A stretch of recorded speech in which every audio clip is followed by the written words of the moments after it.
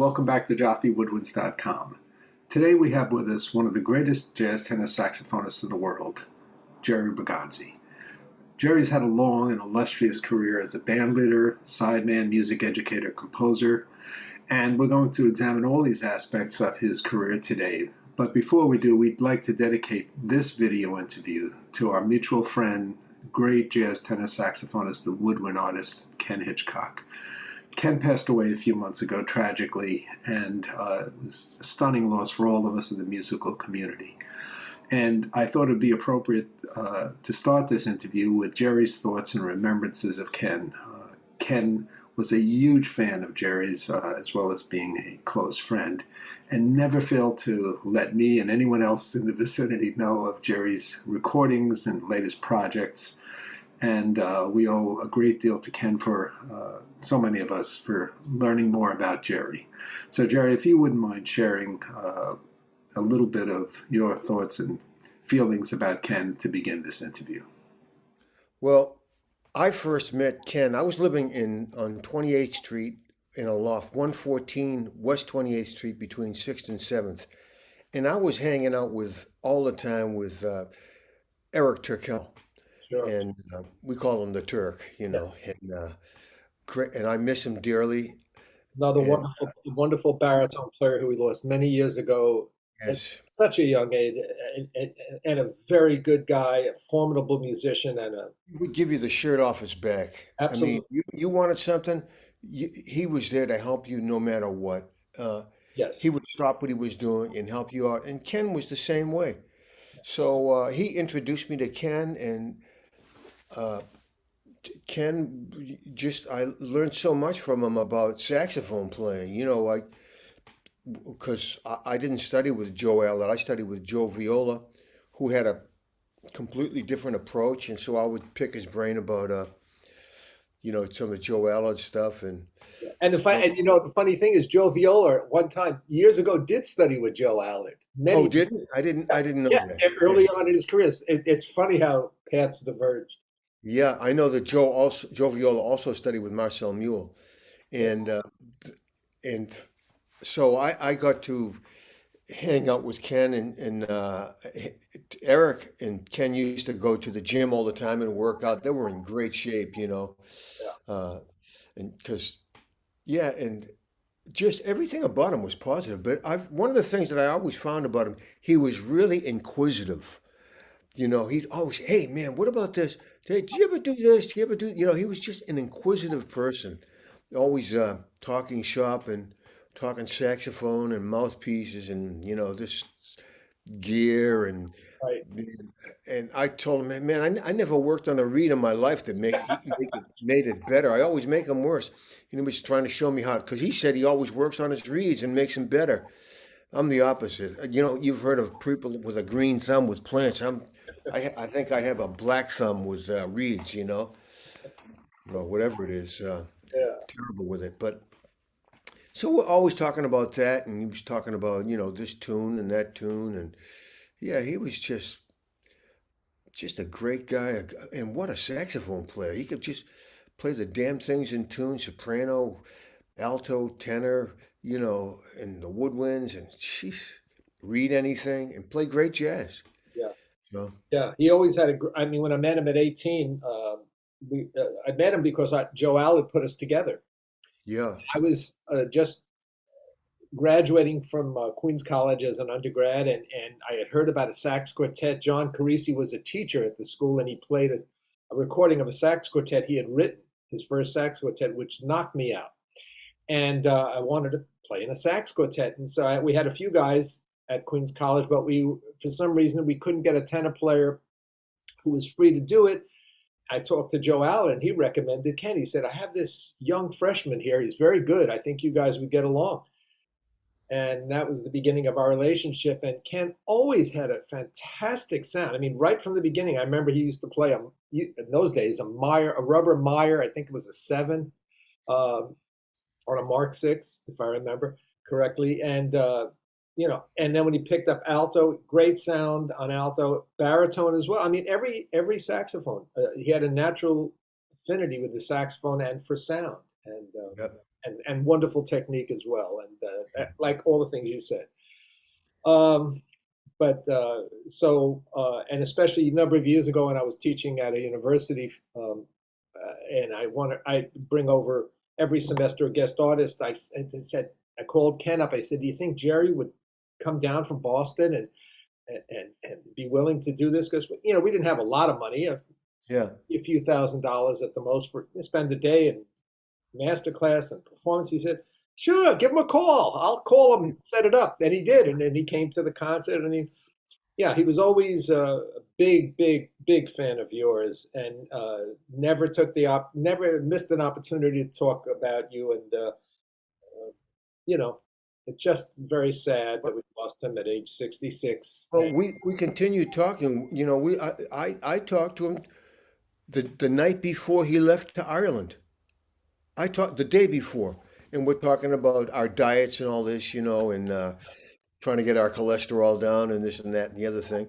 Right. And yeah, and I was just shocked. And he was so excited about, oh, I'm going on this trip, with Sue, and with 14 other people, we're gonna hang out in a pub and have a pint or whatever, and just have fun. And oh my gosh, what a And devastating. we had spent 3, 4 days in Scottsdale in the early part of August, and it was a golf outing with an old friend of ours, Ralph Olson, who joined us, and we had the greatest time. And when Ken got home to Virginia, he already had set it up for the next year. He said, "You're going to come down to my place in Virginia," and he was already working it out. He had it all set up, It's uh, great.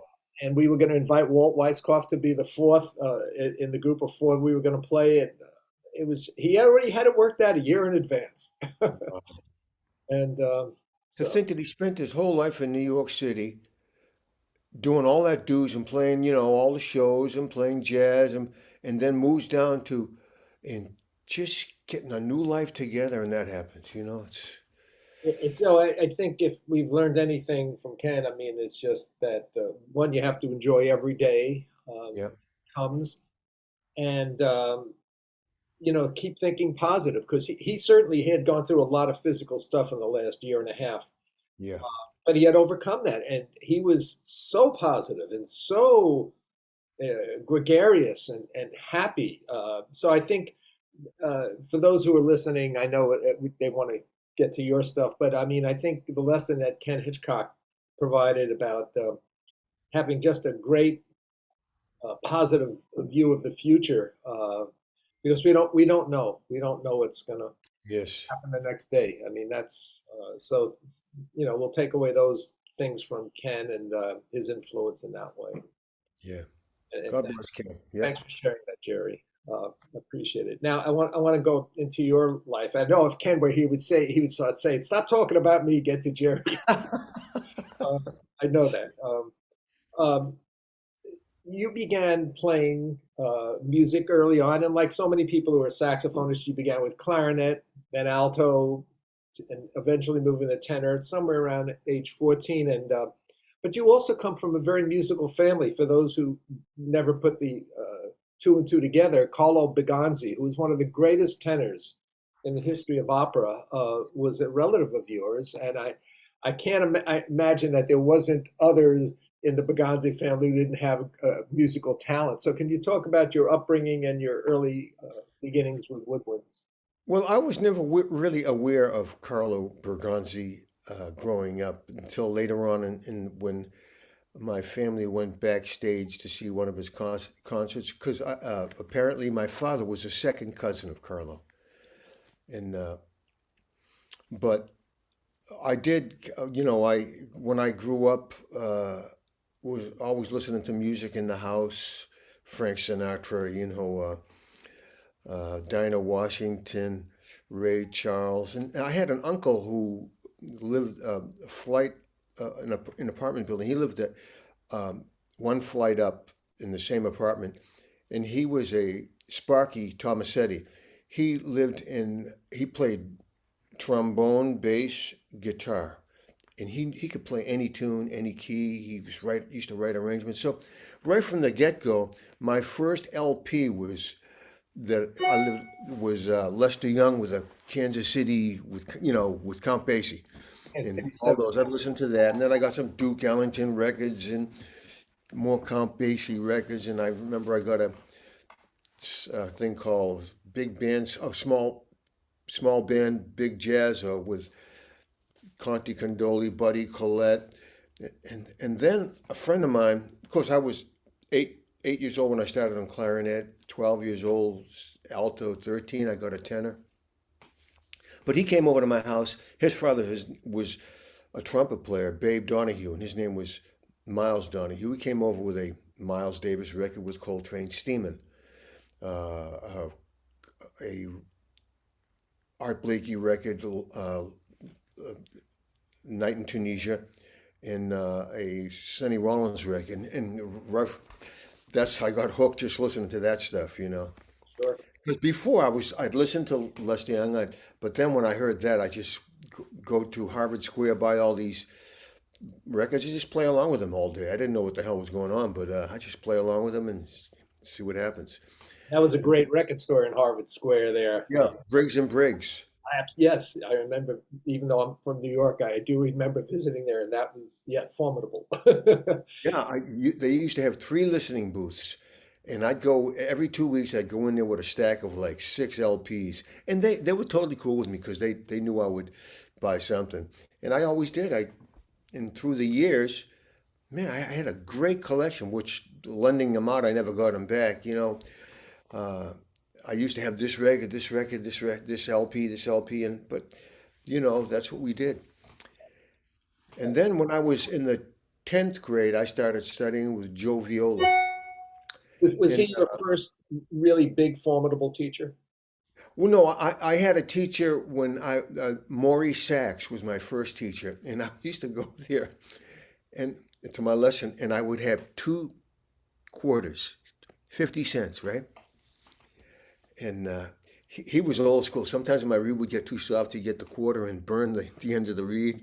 But he would give me different things like he'd give me the lesson the regular lesson. Then he'd give me like a Sidney Bechet tune to play, just a melody, or something like that, or a little jazz tune. And my uncle who lived upstairs would write me out little solos and things like that.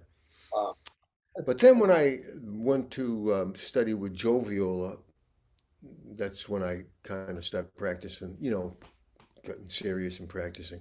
I because I what was the regiment with Joe Viola? Do you remember? I mean, what was the focus? Was it on basic saxophone technique, or was it on harmonic work as well? basically saxophone technique.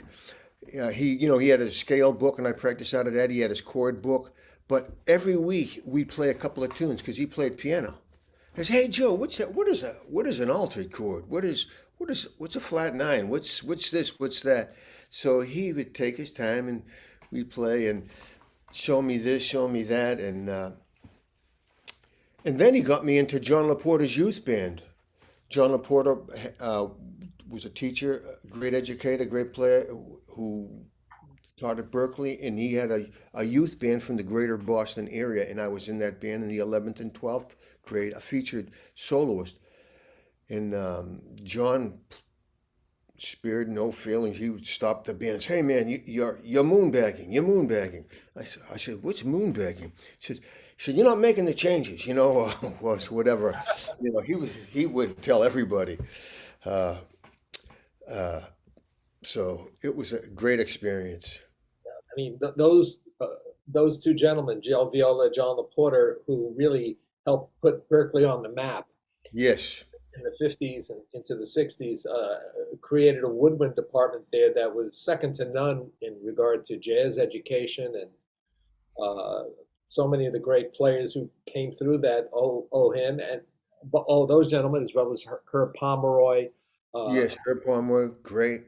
Yeah, I mean, And there's wonderful, just wonderful players who sought to expand the jazz world by improving jazz education, as you have done in your career, which we'll talk about, a little later on. But um, so, what was your practicing routine like in those early years?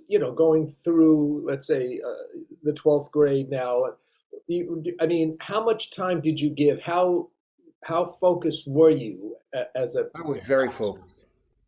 Yeah, I can remember going from the 11th grade to the 12th grade. I think, unless it was 10th to 11th, but I would go down to my friend's house, this guy who lived maybe a half mile from me, and I'd walk down with my tenor, and nobody was home in their house. My father worked at the post office, so he worked at nights because he not delivering mail, but working on machines and things like that. sleeping during So the daytime? he was sleeping during the day, so I'd go down there and I'd practice from 9 to 5 every day. I mean, during the summer, and I never missed a day, unless I had to take a lesson with Joe, Right. which I did. And I'd practice Ernest Loyon etudes, Marcel Mule etudes, and go in and play them on the tenor. And of course, making my mistakes. And he transposed them on alto. He never made a mistake. You know, he was just, when you heard the sound of his saxophone, you go, bing, you know, you were a total believer. And you were playing tenor exclusively Yes. pretty much in that time. Okay. Yeah. And I had a soprano that he got me. It was an old con soprano because it's cheap, and it was stolen off the bandstand. I had Marcel Mule's mouthpiece that he gave me, one of Marcel Mule's. It was a D metal Selmer, and it played great. I loved playing it, but it was. I went to pack up my tenor. My soprano was already packed up. When I went back to get the soprano, it was gone. Wow. Yeah. Wow. Well, too many stories of But stolen. then Joe Viola got me, so I was playing a weekly session in high school with Berkeley kids, students, and studied taking arranging lessons with Steve Gould, a trombone player, uh, wonderful educator, and yeah, so I was motivated. Right. And certainly Boston during that time was a hotbed for great jazz playing with the aforementioned teachers and Charlie Mariano, Crook. I mean, endlessly wonderful players coming up in that new area of New England. Um, so the inspirations were always there for you, I gather. Um, Now, my introduction to you, literally, the first time I heard your name was through a gentleman who I was playing a gig with in the Catskill Mountains in 1980, uh, 42 years ago, and we were in a show band. His name was Vinny Pinella. Oh, Vinny, my Yeah, pal. and Vinny Yeah. played me a cassette tape. He came into the little bungalow where I was staying and practicing. He said, "You got to hear this guy. Listen to this guy." And he puts on a tape of a quartet playing, and I don't remember the tunes. Obviously, it's 42 years ago, but I would train influenced approach to tunes. I said, "Wow, this guy's great." He said, "And he's playing bass." I said, "What do you mean?" He said, "He overdubbed, and he's playing drums, and he's playing piano. He's playing all the instruments on this cassette tape. It wasn't I don't think a professional recording. It was done, just and Yeah. somewhere, and Vinny got his hands on it, and I said, "Come on." I thought he was pulling my leg, absolutely pulling my leg. And he kept at it even that night when we went to do our gig. He said, "I'm not kidding you, man. This guy plays all those instruments." I said, "How's that possible that someone could play them all so well?" And so that was my introduction to you, Jerry. And that's when I sort of became a fan. I said, "Oh my God." Now, my question to you, because we know of a number of players and certainly saxophonists who also play drums and certainly piano and all, but and you have the bass as well. How important in your development as a saxophonist, as an improviser, do you feel it was in playing all these other rhythm section instruments? Yeah, I think is really, really important. Uh, that being said, I know some saxophone players who play none of those and they sound amazing. But for me, uh, it was a real helpful tool to sit down and play chords on the piano with voicings and get so I can hear them like ear training, and playing drums and getting a feel for it and playing polyrhythms and my my there was a piano in my house. My sister took piano lessons, so I kind of would apply everything I learned to the piano. My brother uh, took bass enough with upright bass because my uncle who lived upstairs sold him this plywood bass, and he played it for a week, and then I learned how to play it. Then before I moved to New York City, I was playing bass six nights a week. Uh, I switched to electric bass because it was killing my fingers because that was pre-pickup days, you know.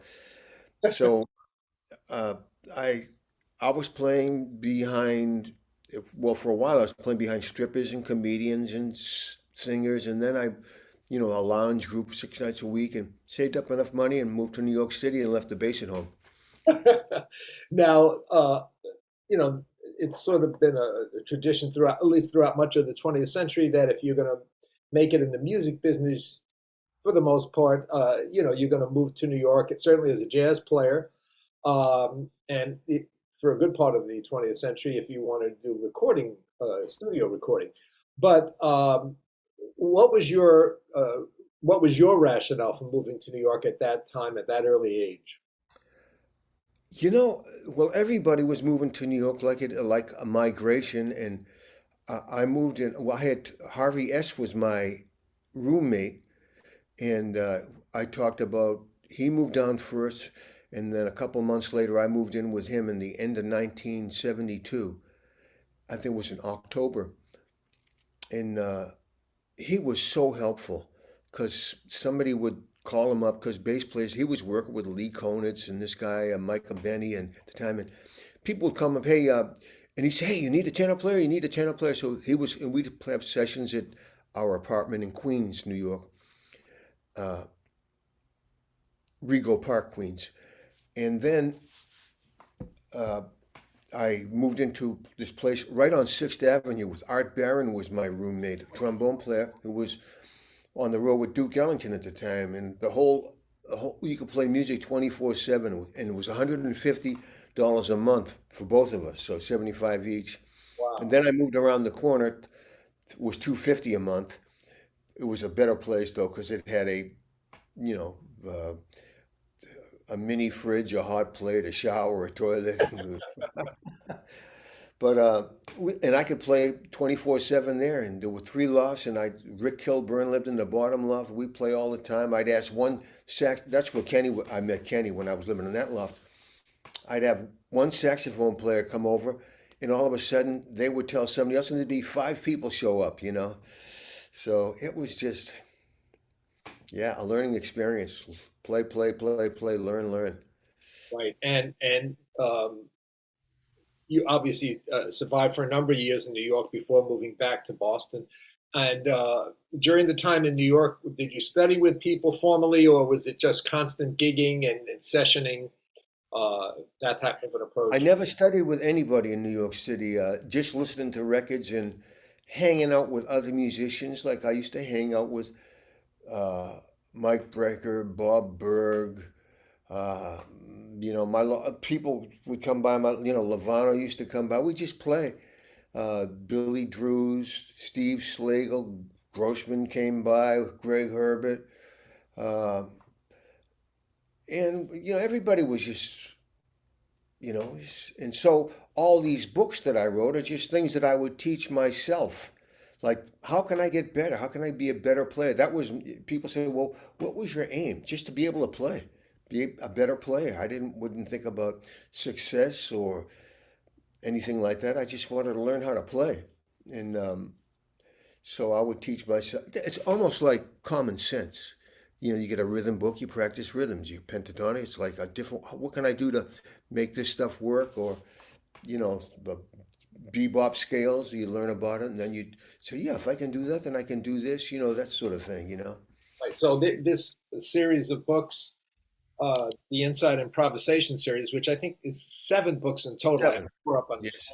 understand. Beautifully done by Advanced Music. I mean, and of course the original ones all come with CDs, and so you always have tracks to practice with, and very well, beautifully published. And I mean, you can't ask for it to be done any more artistically. But these came about really from your own synthesizing concepts that you had been working on without, Yes. let's say, in today's world, with jazz pedagogy and jazz majors at every school in the world, uh, it's hard to find people who are developing all of this stuff so individually because they're getting all of this information now. But in the years that you were coming up, jazz education was at a very elementary level at schools, and most schools did not have uh, jazz education. If they had a jazz band or a stage band, that was considered, as much as they could go. But you basically, through trial and error, meeting other great players. I mean, you named the state of the art tenor players in the 1970s there in New York. Um, so it was really something that you sort of evolved yourself and was able to put down on paper.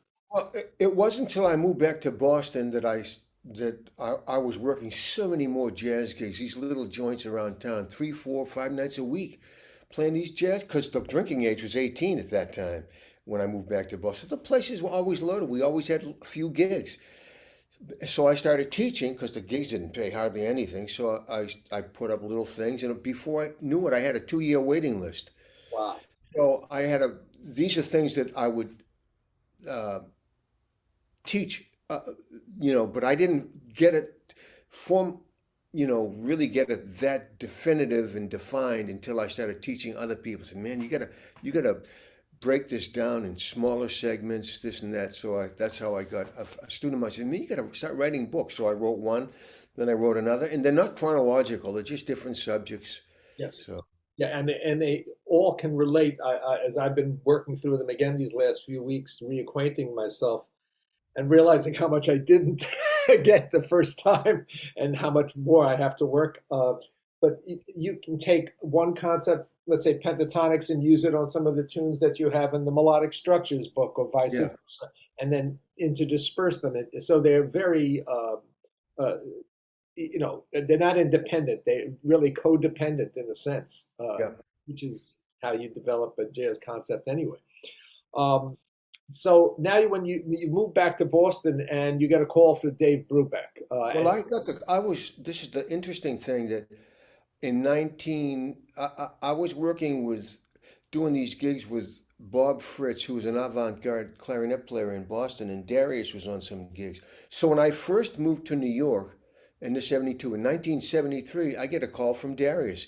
He said, I'm going to go on the road with my group, and we're going to be um, the first group that goes on. What's the word I'm looking for? The the introduction. opening act. Yeah. So his group was going to play first, then Dave's going to go on, Right. and then they'd play 3 or 4 or 5 encores. So he wanted to know if I'd be in his group. I said, yeah, I'd be delighted. So I went to Middletown, Connecticut, and rehearsed with Perry Robinson, who's no longer with us, on clarinet. Uh, he had a harmonica player, Mad Cat Ruth, and Danny Brubeck, Darius Brubeck, and Chris Brubeck. And we went on the road and for 3 years, 73, 74, 75. And then it stopped. And then Dave called me up in 79. That's when I was living in Boston, and said, would you like to go on the road quartet? I said, sure, great. So I worked with them 79, 80, and 81. And that's really where, from a more national and international stature, your name, you know, came to mean something to people outside of the New York, Boston vicinity, and your international name fame actually started to evolve. Um, can you talk a little bit about what it was like working with Brubeck, who was certainly a magnificent composer and an influential composer? He was a total gentleman, too. His kids used to call him Uncle Dave because he was never home, he was always on the road. But he was,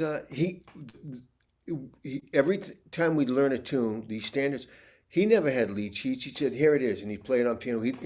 We'd do everything by ear. And oddly enough, I don't even know that he knew what to call chords. I said, Dave, could you play that chord again on bar 2?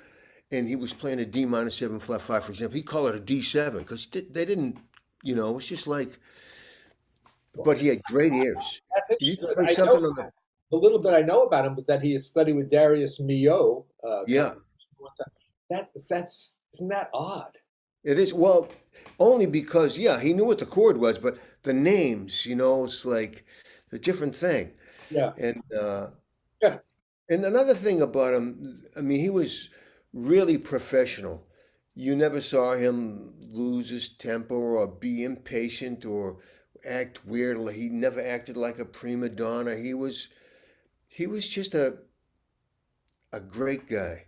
He never told me how to play once. He never said, "Yeah, you got to play something more like Paul Desmond." He just let me do my thing, you know. And not that anybody could play like Paul Desmond. I wish I could, but yeah. So, because when we did the gigs, he would have Jerry Mulligan on it. Sometimes the promoter said, "No, we want Paul Desmond," so I'd get a chance to play with them too, and that was just a blast. But yeah, it was a professional. We went around the world. We were on the road 200 days a year for Wow. six, that was 6 years. Six with the quartet and six with his three. I mean, three with his quartet, three with his sons. Wow. A lot of road traveling, a lot of Yeah, a travel. lot of road travel. If I never saw another plane, great. We'd fly everywhere. Can you imagine if it was as difficult then as it is now dealing with Couldn't do it. yeah. We'd waltz on board the flight 5 minutes before we're supposed to take off. Open seating, they'd feed you. It was great. The planes were never really fully packed. It was great. Now that everybody's a terrorist, they treat you like that anyway, and for good reason. Exactly. Yeah. Now, over these last 30 years, where you've been recording as a leader now, you've put out about 44 albums, if my counting is correct, according to the discography. Your last album being Nearly Blue, which is a trio album, organ trio album, which we'll talk about in a bit. But that's an awful lot of recordings as a leader for someone Yes. who is also active, obviously, as a teacher and traveling and doing gigs. 44 albums as a leader, not as a sideman, is really a prodigious amount of work that you've done. Can you Yeah. talk about how beginning as a leader, how you were approached to begin recording as a leader, and how Yes. you managed to keep that momentum going for all those years? Well, I was on the road with, I was playing in the San Remo Jazz Festival in Italy, where Salvatore Bonafede got this together. He's a great piano player from Palermo. And he got this group with Salvatore Tranchini on drums and Dodo Goya on bass. And we were playing this festival in San Remo. And someone came up and said, no, Sergio Veschi wants you to record for Red Records tomorrow. So I said, tomorrow? Damn. So I went back to my hotel room, wrote a few tunes, did a couple of standards, and that became my first Red record. And that Jerry on Red. Then I did another one, another one. I think I did 10 records for his label. And then I did 10 records for, started recording with other labels. And I did a Blue Note record in 19, I recorded it in 89, but it didn't come out till 91. And and then I'm on a sideman. I'm on 200 recordings. I'm on over 200 jazz recordings. It just happened. People call you up, or it's not something that I said, "Oh, I'm going to do this. I'm going to do that." It just kind of happened. Uh, yeah, because from my brief encounters with you and what I've learned about, I mean, you're not the type of aggressive guy to get on the phone and start calling for gigs and Oh. anything but. And you've remained in Boston your whole career with your family and so forth, and where I know you've had invitations to go, out of town or to work elsewhere or to even settle elsewhere. You've maintained living back in where you grew up and maintaining your roots. That's quite unusual. Most jazz players, or certainly players of your stature who've had so much success, don't generally stay in their same hometown area. They move on to different areas. Everybody's moving to Boston because that's the teaching capital of the world. Well, certainly Berkeley, jazz. New England Conservatory, this school. So uh, yeah, it's just turned around. This was an easy place for me to. I was playing so many gigs in these little places where I wasn't doing as much in New York City. I was playing sessions, but not in front of people. You know, uh, it's a different kind of zone. Then the teaching thing. there's there's so many students here. Uh, And you mentioned to me years ago when you were a guest at my school how uh, how incredibly talented these young players were then. I think this is probably, it's hard to remember exactly, Jerry, maybe 12, 15 years ago that we did this concert back then. And you were saying how incredibly talented your students were, and I don't know what I'm going to teach them. And do you still see that level of great talent and ability today and knowledge with the students you're encountering at NEC? yes, it's ridiculous. The thing about it, like you said, they can go online and they want to learn how to play like Clifford Brown. There's all the solos are transcribed. Here's his favorite lines, his favorite recordings. They want to learn how to play like Mike Brecker. Here's all his recordings. Here's his all his transcriptions. It's like laid out there. Where when I was growing up, I remember calling up Wayne Shore. Do you teach? No. Somebody else. Do you teach? No, just listen to the records, learn tunes. That was the approach. Nobody, and if somebody knew something, they sure as hell weren't going to tell you, you know? You had to figure it out. It's not that way anymore. It's like, Yeah. And do you think that there is a difference, therefore, in the end result of young, accomplished players who've come up with all of that information available online, as opposed to your generation, where you sort of had to dig it out a little bit more? yeah. I think there is. I think it is. I wish we had that in our generation. I'm not saying. I think it's great for them. Uh, this they have their challenges as well because in my generation, you could listen to all the recordings. Today, it's impossible. Just like more recordings come out in 1 year than it even existed back then. Uh, so somebody told me this line, and we would listen to one recording 1,000 times. They listen to 1,000 recordings once.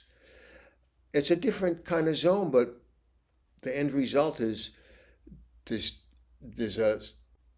as much creativity in the universe today as there was back then, and there will be in the future. And people just uh, use the tools that they have and come up with the goods. Yeah. I just had this remembrance when I was an undergrad uh, in the at Queens College in New York. The only jazz book in the library was John Mahagan's piano Yeah, book, and I remember, yeah, there were bird solos there, all in concert key, because it was created yeah. for pianists. But I remember writing, transcribing, transposing those solos out so I could play them on alto. Uh, uh, and that was the one book. And I think the Joe Viola books eventually got to that library, but there was so few. There was So so few. a paucity of materials that you could get your hands on other than the LPs. And then, of course, with the LPs, it wasn't so easy to keep dropping the needle back and forth because eventually you'd scratch it, or You got it. and if you didn't have high level equipment, which I certainly didn't, those records would sort of deteriorate. Yeah, I'd have to buy several records again, because I scratched them up so much and they were, to just skip and Yeah. etc. Some solos I just couldn't get it. I would put it on my recorder just on reel to reel, and then bring it down an octave, half speed, so and then drops an octave and twice as slow. Yeah, but Now do today, whatever it you takes. just hit you hit a button and you can bring it down to three-quarter speed, half speed, a quarter speed, and It's unbelievable. Same pitch. put it in Yeah, an app, the amazing slow down, and it's really quite astonishing. yeah, Um, now, you referenced early on when you got your first date as a leader about going back to the hotel and writing some tunes, and you've been a very prolific composer throughout your entire career. Do you go through any kind of process in writing tunes? I mean, did you study composition on any level at some point, or is it just more instinctual? uh, I didn't study composition, no. And as a matter of fact, the school I went to, Lowell State Teachers College at the time, because uh, my family I couldn't afford Berkeley at the time, and it was cheap, but just didn't have those resources. So I went to a state school, and they were looked down upon jazz players. So I kept a low profile and just played clarinet. And but so but to every tune I write is like a little idea. Sometimes I'll hear something, a jazz tune, and I'm going to write a tune like that, and it could be a ballad. I end up with a fast 4/4 tune. I don't know how it happens, but sometimes I limit myself. I'm going to use these rhythms in a tune, or I'm going to use these harmonic approaches. Things like little ideas that I put in tunes that. And the odd thing enough, since the pandemic hit, I started going into a recording studio.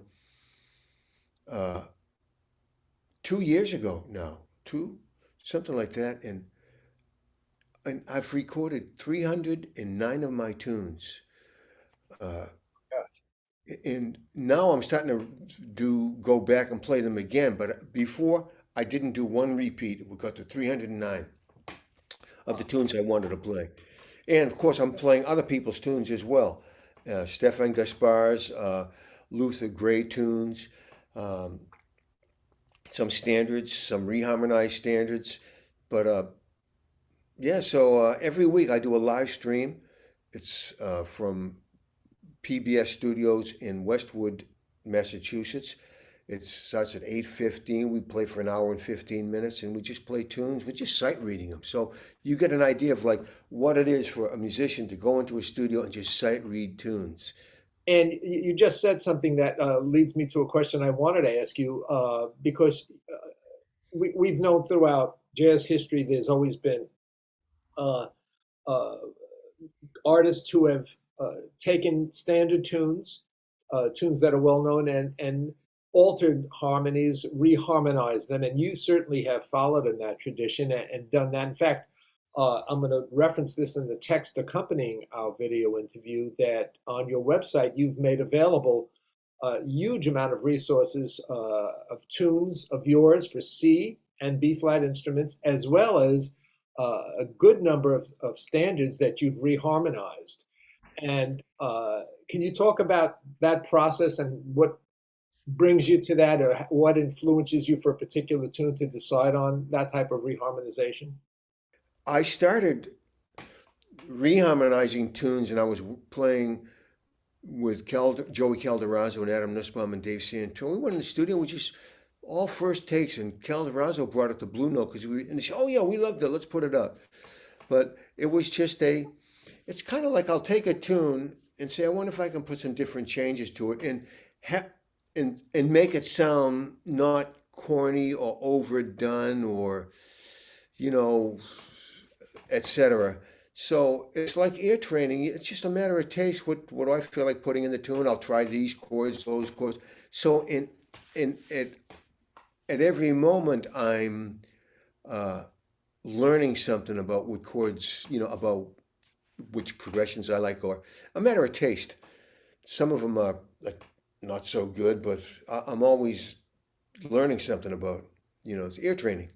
Right. And we're going to, at this point, reference one of your tunes with your performance. I think we're going to do Just Friends, and we're going to put that up right now so people can listen to that.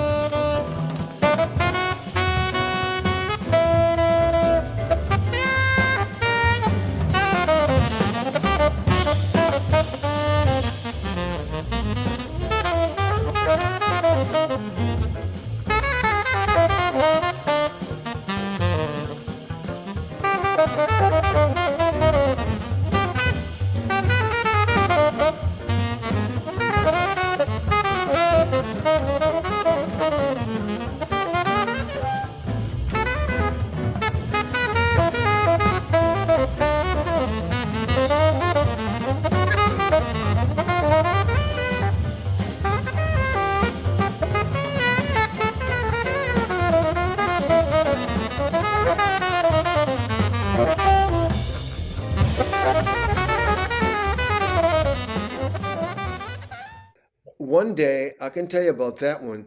I was playing, a gig one day, and I'm playing da da bo bo da da da da da, and I, da da da da da da da da da bo da da dee, and I'm playing that on the regular changes of Just Friends. I said, "Hey, if I can do that, maybe I can put Moment's Notice on Just Friends," and it worked. Ah, great. Well, it made it interesting, and as well as so many of the other tunes you've taken. Have you met Miss Jones? Going to another key in the middle of Yeah, it. that's like I got that from Joy Spring. You know how it goes up the half steps. So I said, "Man, I wonder I can do that with," and it's Yeah, works out perfect. yeah. So it's just So I steal everybody's ideas, but I only steal from the best. well, that's been a good thing for all of us to hear you navigate these tunes, and many of them difficult tunes to begin with, and then adding Yeah. more complexity to them. Um, so uh, before we get into your publications and your master classes and so forth, can you talk about what your practicing is like today? You told us, early on had a very disciplined approach to practicing, and 8 hours a day, all day long, and certainly in the loft scene. But what now? You've established yourself, and you're very well known, respected. What do you do? What are you practicing these days, and what are you looking towards in the future in developing new ideas?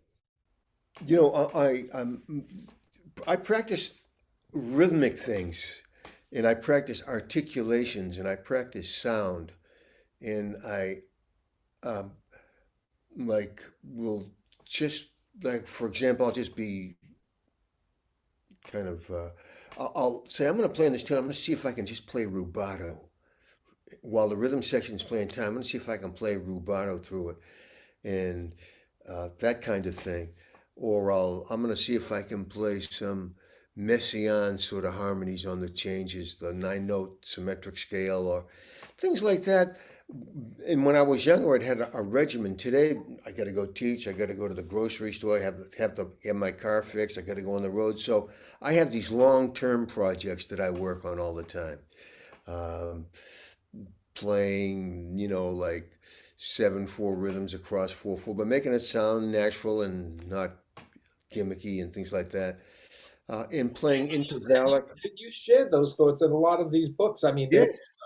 they're I, I'm just remembering. I think it was jazz, yeah, jazz lines, but also Melodic melodic rhythms. rhythms.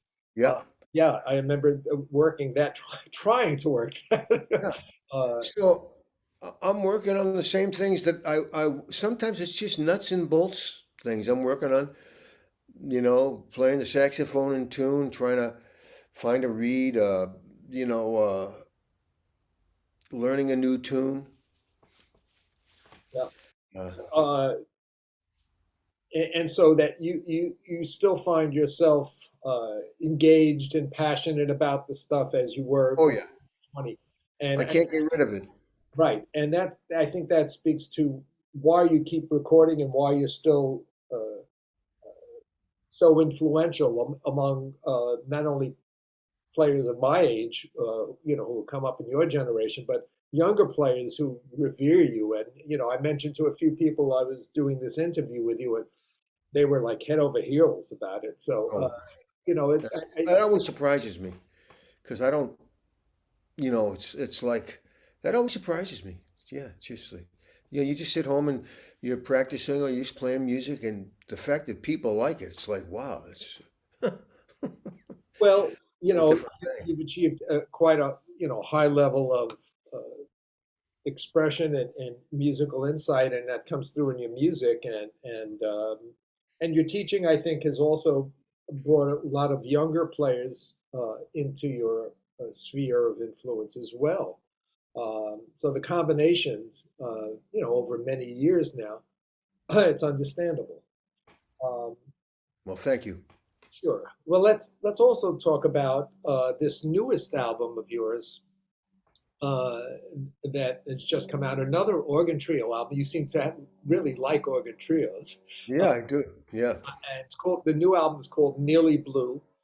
and I was listening to it. And by the way, it's on Amazon and Amazon Prime. And if you're a subscriber, get on Amazon Music. You can download it and pay for it, or you can buy it a hard copy on Amazon.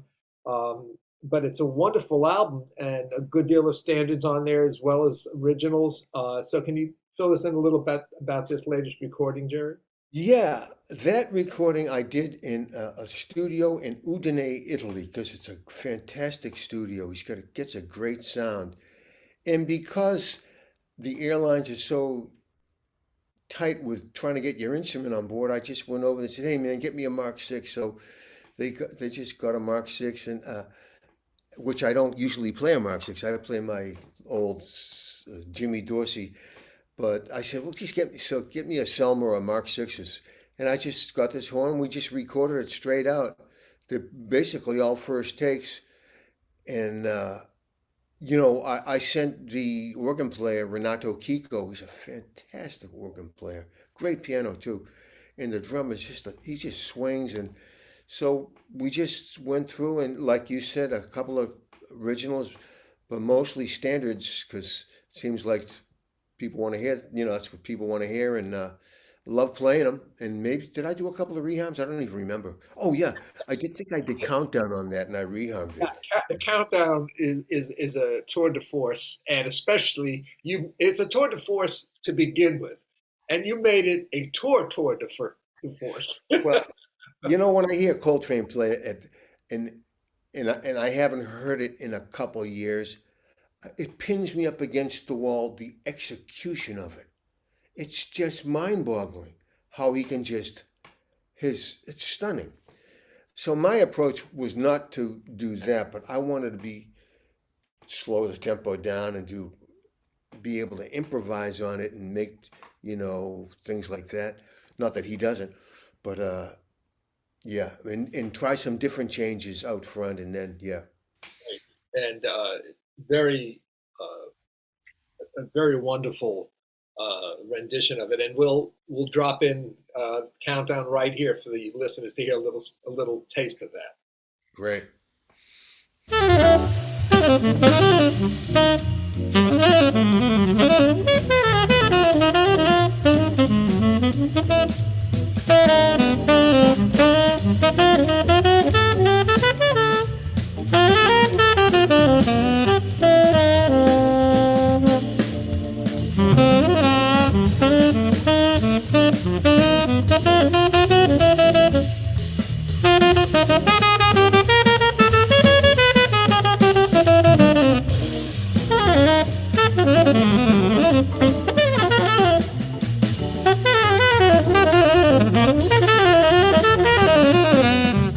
All right, so and moving on now, let's talk about some of these. We've talked about some of the books you've put up, but now you've become available to uh, players online for instruction, and through My Music Masterclass, Yep. there Jazz are Heaven. there are Jazz Heaven. yes, there are several um, sessions with you available for a very reasonable price, I think. And you talk about melodic structures and playing on that as excuse me, as well as triad pairs in some of those videos. But then you also have the Jazz Heaven master classes. So if one wants to access Jerry Bergonzi online, there's many resources to do so. And you've talked about developing your teaching concepts for improvisation through your own uh, findings and your own discoveries over the years. And the way you've broken them down into pentatonics and hexatonics, melodic rhythms, jazz lines, melodic structures, all the various subject matters, or the way you said earlier that you actually began discovering these. Um, has your teaching over the years given you more insight into the creative process and maybe influenced you in developing other approaches to teaching improvisation? Absolutely. Yeah. Through teaching, you get to see what works with students and what doesn't work. And you realize what when you hear somebody play, you start to you realize what is the most important aspects of playing, and that would be time and time and time and time. So you can get a guy who's playing all the wrong notes with great time. It sounds pretty damn good. And you can get a guy who plays the greatest lines in the world with a mediocre time feel. It only sounds mediocre. Some of these kids, they already know it all. All they need is to go out and play for 10 years, or 2 years or 3 years, and just get some experience. But they know so much. They know much more than musicians from yesteryear. You know, it's incredible. Well, I guess it's akin to the same thing in athletics. The amount Yeah. of development and awareness of any type of aspect of achieving a high level at a sport, whether it's tennis or golf, football, or gymnastics. I mean, across the board, uh, it's really it's astonishing. So I can see the parallel in music being the same thing. Um, let's just spend a few minutes discussing equipment because you've always been involved in equipment. I remember years ago when you were playing a Gary Sugal Yeah. mouthpiece, and now you're on I to never actually played a Gary Sugal. what I I thought you were associated with. he advertised, and I did try to play them, but I never could actually play one that fit my needs. But I've played Lynx my whole life until I met uh, Aaron Drake, and Aaron just made duplicates of my link, and now I have like this. It's like a soloist that I'm playing now, but Aaron makes it, and he makes, yeah, and he's doing great work, and I just love the way he does the rails and the crown, the tip rail, the size of the rails. It's really, he's amazing. And you generally prefer playing rubber or I rubber. used to play metal until I think it was 1996, quite a few years ago, right? Um, but then I switched to rubber because it was less finicky. Well, this particular rubber was less finicky with reeds, and yeah, and I always tried to get my metal mouthpieces to warm them up and sound like rubber, and now it's just easier for me to play. Maybe I'm wouldn't mind trying some metal ones again, but it's not the material; it's just the facing, the curve that I look for, and the response, the articulation, the way it plays time. Interesting. And do you still generally play D'Addario reeds, the old Rico, what was Rico form? Yes, I play S- Rico. I mean, the select reads the Dario, three soft, unfiled, Okay. and I play an eight. I was playing a 10 star for a while. I still would play the three soft, unfiled. Yeah, that's well, that's quite an opening to play. But again, everything is there's so many other factors. On And the record, nearly blue. That's a 10 star. wow, and yet you can play subtones so beautifully and so easily, and so obviously it fits. And again, everyone is different, and the amount of mouthpiece, amount of reed someone takes in, the resistance of the horn, the neck. I mean, so many factors. Um, And everybody does it their own way. yeah. They figure out how to, and that's what's so great about the saxophone. Everybody sounds different, thank God. Yes. And do you still prefer the balanced action Selmers or the super balanced? I played a balanced action for years. I made standard gongs. I made all these red records on it. And then it was a 40,000. And then somebody I bought a 43 that was like brand spanking new. And I sold the 40 and never liked the 43. Since then, I've been playing my Jimmy Dorsey, which is basically a 28,000 on the body. I mean, yeah, the bell and 18,000 on the body. It's kind of like a radio improved. But to tell you the truth, I like them all. I like Mark Sixes. I like balanced actions. I like super balanced actions. I play 10Ms, transitional cons. Yeah, every one of them teaches me how to play something on it, because they all do something slightly different. But they definitely have personalities of their own. Yeah. The older horns, I find, and maybe the newer horns. And I'm not only talking about saxophones, even clarinets and flutes, less so, less differential uh, among the horns as compared to horns of maybe 50, 60, 70, 80 years ago. And I've been playing these new horns. It's a Dave Walker made me a saxophone. He's from Leeds. It's an amazing horn. And Remy from Amsterdam, it's a Remy, that's the name of the instrument, Remy, not I. He makes a fantastic instrument. I think it's made in Taiwan, but he assembles it himself, puts all the parts together, so it's like, wow. Yeah. So I mean, it's always fun to try horns and get a sense of it. What's not fun is with the expense. Then you have to say, is it? Am I really going to need Yeah, this one horn if I have a half a dozen of the other ones there? yeah. There you go. Yeah.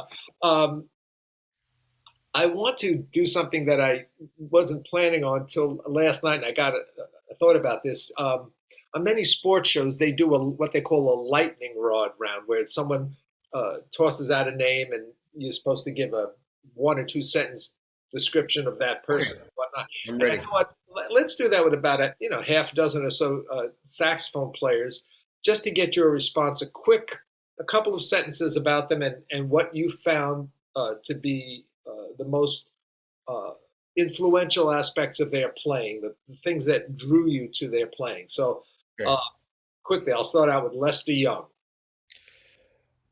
Fluid, water, uh, uh, casual, uh, in the moment, swing, uh, subtone, sound.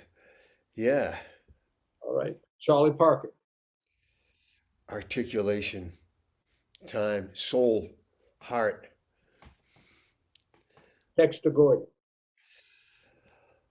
love of life, lush, sound, that, that personality. God, what a personality.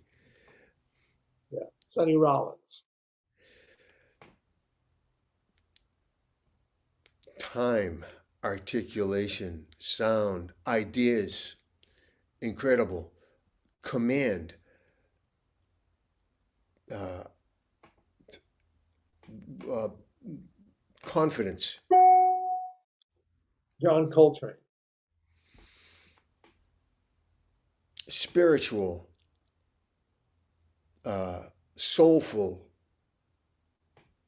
unique, a cry that he has in his sound that's like, whoa, blues, Joe Henderson, everything, swing, articulation. When I hear Joe Henderson, it's like, wow, that's the way to play the saxophone. It's just like effortless and all up and down the horn. And I didn't realize he was a classical saxophone student at Indiana. Well, I think he studied with Larry Teal in Detroit, at one point. But it definitely, I know the mouthpiece he got was sort of would surprise most people that it was rather close. It was I think a Selmer soloist, Yeah.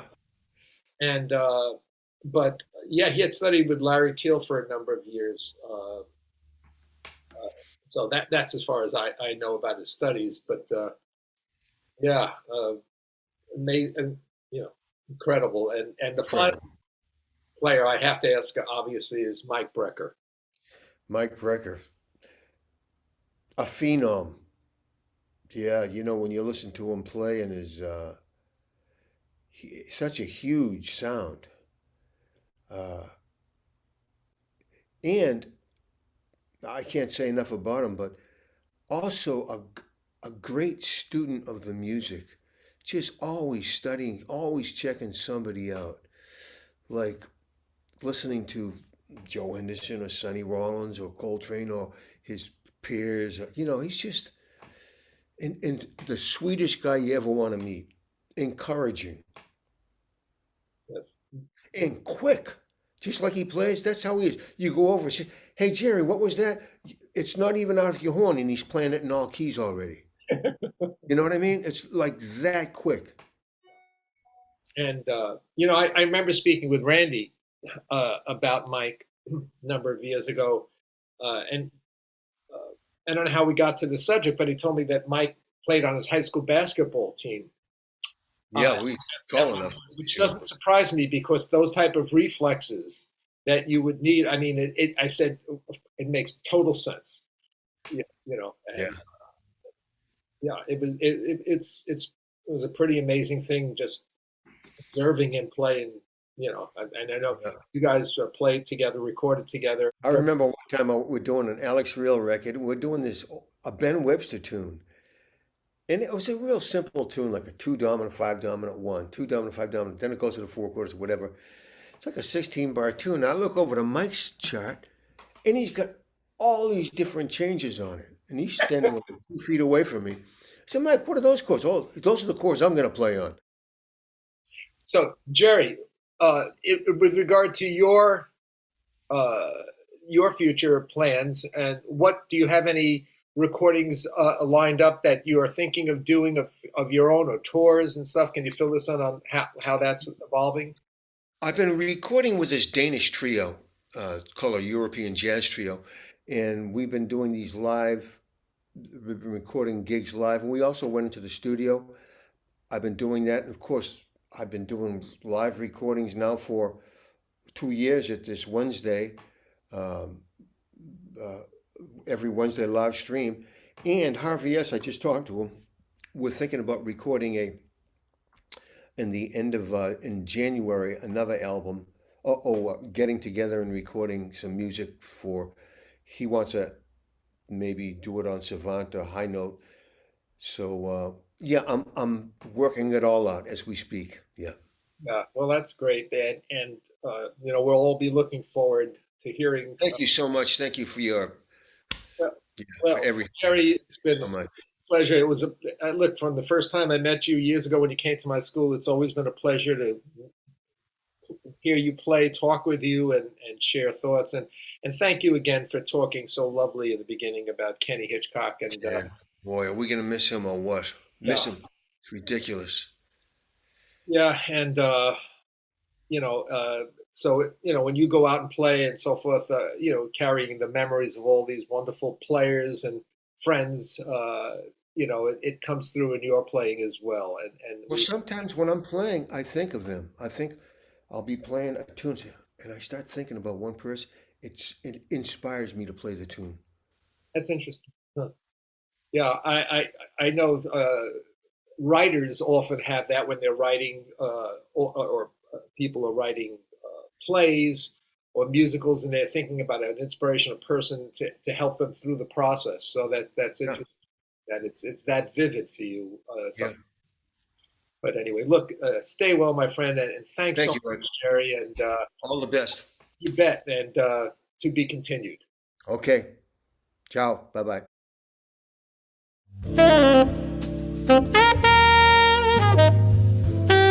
Thank you.